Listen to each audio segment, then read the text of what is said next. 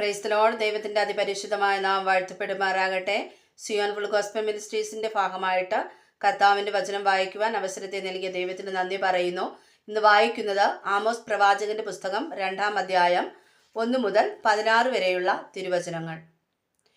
യഹോവ ഇപ്രകാരം അരുളി ചെയ്യുന്നു: മോവാബിന്റെ 3-4 അതിക്രമ നിമിത്തം അവൻ ഏദോം രാജാവിന്റെ അസ്ഥികളെ ചുട്ട് കുമ്മായമാക്കി കളഞ്ഞിരിക്കയാൽ തന്നെ ഞാൻ ശിക്ഷ മടക്കിക്കളകയില്ല.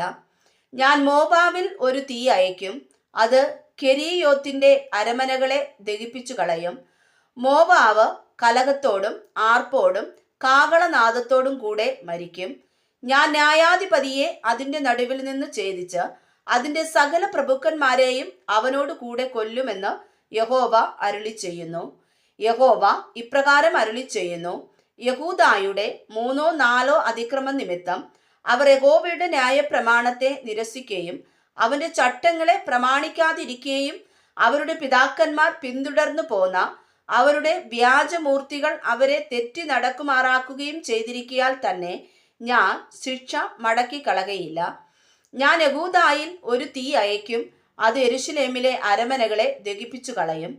യഹോവ ഇപ്രകാരം അരുളി ചെയ്യുന്നു: ഇസ്രായേലിന്റെ 3-4 അതിക്രമ നിമിത്തം അവർ നീതിമാനെ പണത്തിനും ദരിദ്രനെ ഒരു കൂട്ട് ചെരുപ്പിനും വിറ്റുകളഞ്ഞിരിക്കയാൽ തന്നെ ഞാൻ ശിക്ഷ മടക്കിക്കളകയില്ല. അവർ എളിയവരുടെ തലയിൽ മൺപൊടി കാണുവാൻ കാംക്ഷിക്കുകയും സാധുക്കളുടെ വഴി മറിച്ചു കളകയും ചെയ്യുന്നു. എൻ്റെ വിശുദ്ധ നാമത്തെ അശുദ്ധമാക്കുവാൻ തക്കവണ്ണം ഒരു പുരുഷനും അവൻ്റെ അപ്പനും ഒരേ യുവതിയുടെ അടുക്കൽ ചെല്ലുന്നു. അവർ ഏതു ബലിപീഠത്തിനരികത്തും പണയം വാങ്ങിയ വസ്ത്രം വിരിച്ച് കിടന്നുറങ്ങുകയും പിഴ അടച്ചവരുടെ വീഞ്ഞ് തങ്ങളുടെ ദൈവത്തിന്റെ ആലയത്തിൽ വെച്ച് കുടിക്കുകയും ചെയ്യുന്നു. ഞാനോ അമോര്യനെ അവരുടെ മുമ്പിൽ നിന്ന് നശിപ്പിച്ചു കളഞ്ഞു. അവന്റെ ഉയരം ദേവദാരുക്കളുടെ ഉയരം പോലെ ആയിരുന്നു. അവൻ കരുവേലകങ്ങൾ പോലെ ശക്തിയുള്ളവനും ആയിരുന്നു. എങ്കിലും ഞാൻ മീതെ അവന്റെ ഫലവും താഴെ അവന്റെ വേരും നശിപ്പിച്ചു കളഞ്ഞു. ഞാൻ നിങ്ങളെ മിസ്രയീം ദേശത്തു നിന്ന് പുറപ്പെടുവിച്ചു. അമോര്യന്റെ ദേശത്തെ കൈവശമാക്കേണ്ടതിന് നിങ്ങളെ 40 സംവത്സരം മരുഭൂമിയിൽ കൂടി നടത്തി. ഞാൻ നിങ്ങളുടെ പുത്രന്മാരിൽ ചിലരെ പ്രവാചകന്മാരായും നിങ്ങളുടെ യൗവനക്കാരിൽ ചിലരെ ബർദസ്തന്മാരായും എഴുന്നേൽപ്പിച്ചു. അങ്ങനെ തന്നെ അല്ലയോ ഇസ്രായേൽ മക്കളെ എന്ന് യഹോവയുടെ അരുളപ്പാട്.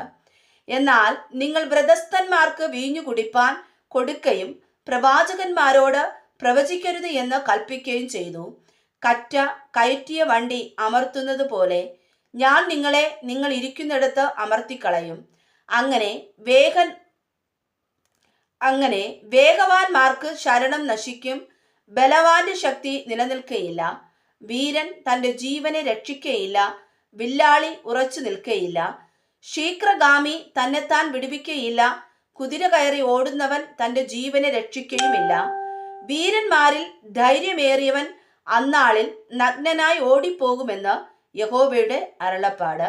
വായിച്ചതായ തിരുവചനങ്ങളാൽ കർത്താവ് നമ്മേവരെയും അനുഗ്രഹിക്കുമാറാകട്ടെ. ആമേൻ.